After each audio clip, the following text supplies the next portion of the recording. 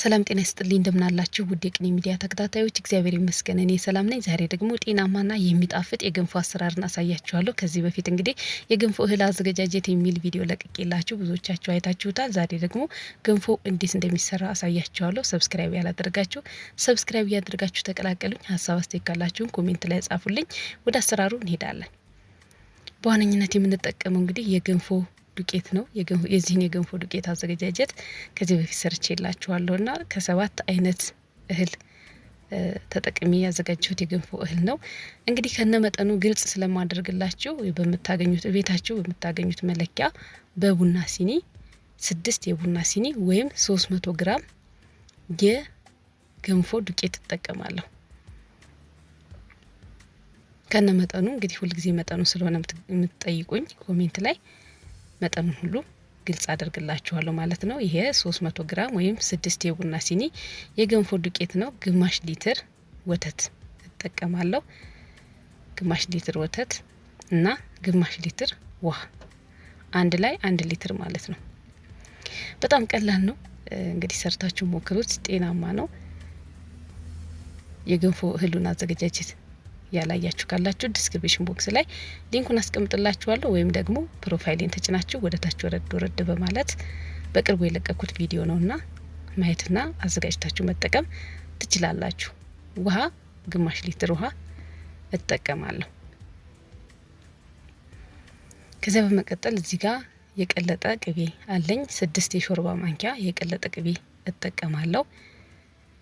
ዝንጅብልና ጤና አዳም እጠቀማለሁ።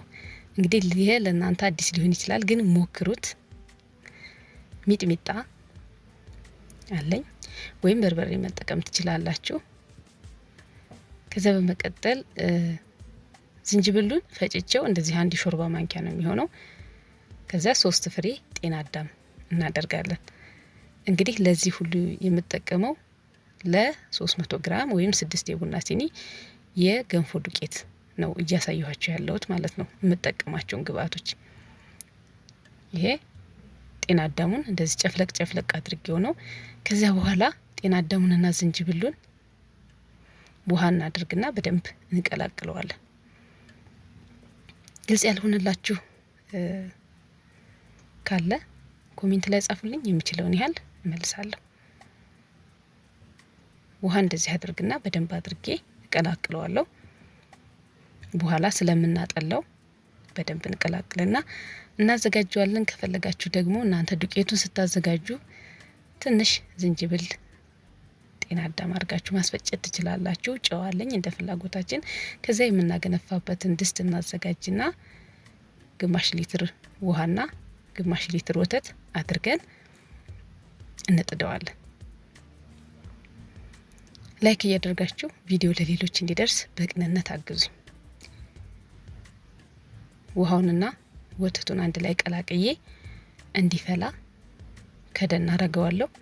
ከዛ በኋላ በደንብ ከፈላልን በኋላ እንቀንሰዋለን። ያው ገንፎ ስናዘጋጅ እንግዲህ እንደዚህ ሲፈላ ሌላ እቃ ላይ ቀንሰን እናስቀምጣለን። ሁልጊዜ ውሃም ቢሆን ማለት ነውና እኔም እንደዚህ ቀንሰውና በኋላ ለመላጊያችን ማለት ነው እንደዚህ ቀንሰዋለሁ። ከዛ በኋላ ቀንሼ ካስቀመጥኩ በኋላ ምንድነው የማደርገው ዝንጅብሉንና ጤና አዳሙን አጠለዋለሁ። እዚህ ጋር ግን ሌላው አንድ ላይ ማፍላት የለባችሁም። ዝንጅብልና ጤና አዳሙን አንድ ላይ ከጨመራችሁና ካፈላችሁት ወተቱ ይበጣጠሳል። ስለዚህ ትቀንሱና ቶሎ ሳይፈላ ድጋሚ ሳይፈላ ዱቄቱን እንጨምራለን ማለት ነው። ጨው ትንሽ በመጠኑ እንጨምራለን። ከዚያ ዱቄቱን እንዳይበጣጠስብን ወተቱ ማለት ነው። ገብቷችኋል ብዬ ተስፋ አደርጋለሁ። ከዚህ በኋላ እንግዲህ ዱቄቱን ጨምረን በደንብ አድርገን ማብሰል ነው። ያው ገንፎ በደንብ መላግ አለበት። እንደዚህ እያደረግን እንግዲህ ቆንጆ አድርገን እናበስላለን። እንደዚህ አዳዲስ ቪዲዮ ስለቅ እንዲደርሳችሁ ሰብስክራይብ እያደረጋችሁ ተቀላቀሉኝ። ሀሳብ አስተያየት ካላችሁ ኮሜንት ላይ ጻፉልኝ። ላይክም አድርጉ ቪዲዮ ለሌሎች እንዲደርስ ማድረግ ትችላላችሁ በቀላሉ ማለት ነው። ከዚህ በኋላ እንግዲህ በደንብ አድርጌ እንደዚህ ወተቱን ትንሽ እየጨመረው ከዛ እየከደነው ከዛ ደግሞ እንደገና እየከፈተው እየላገው በደንብ አበስለዋለሁ። መብሰል አለበት። ውሃውንና ወተቱን እየጨመርን እየከደንን እንደገና እየከፈትን ቆንጆ አድርገን ማብሰል እንችላለን። እዚህ ጋር ሌላው እንትን ያልኳችሁ ነገር በውሃ ብቻ መስራት ትችላላችሁ። ጾም ሲሆን አሁን በውሃ ማዘጋጀት ይቻላል። ደግሞ እንደዚህም የበለጠ ቆንጆ አድርጋችሁ መስራትና መመገብ ትችላላችሁ። በተለይ ለህፃናትና ለወላድ በጣም ቆንጆ የሚጠግን የገንፎ አይነት ነው። እውነት ሞክሩት። አዘገጃጀቱንም አሰራሩንም እንደዚህ አድርጌ ቆንጆ አድርጌ አብስዬ ጨርሻለሁ።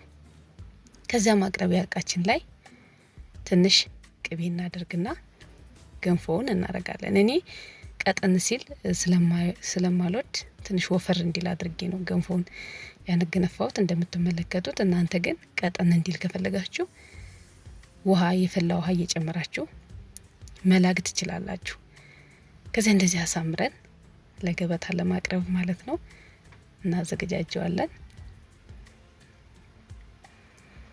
ከዚህ በኋላ ከፈለጋችሁ እንደዚህ መሀሉን እንደዚህ ጎድጎድ አድርጋችሁ ቅቤውንና ሚጥሚጣውን አድርጋችሁ መመገብ ይቻላል። እኔ ግን ስኒ ተጠቅሜ መሀሉ ላይ አድርጌ ስኒው ላይ ቅቤና ሚጥሚጣውን እቀላቅላለሁ።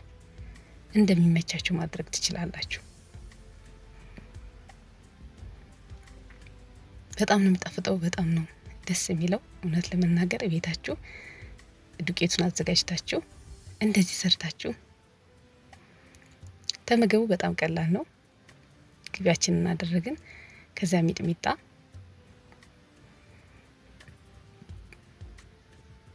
ከዛ ከላይ ደግሞ ትንሽ ቅቤ ያደርግና አሳምሬ ላይን እንዲያምር መጣፈጡም በጣም ይጣፍጣልና ግን ደግሞ ስታዩት ደግሞ እንዲያምራችሁ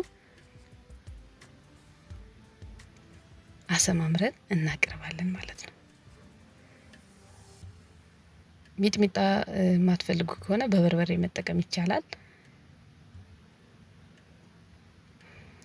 እንደዚህ ዳርዳሩን ትንሽ ፈሰስ እናደርግበትና በማንኪያ አልፎ አልፎ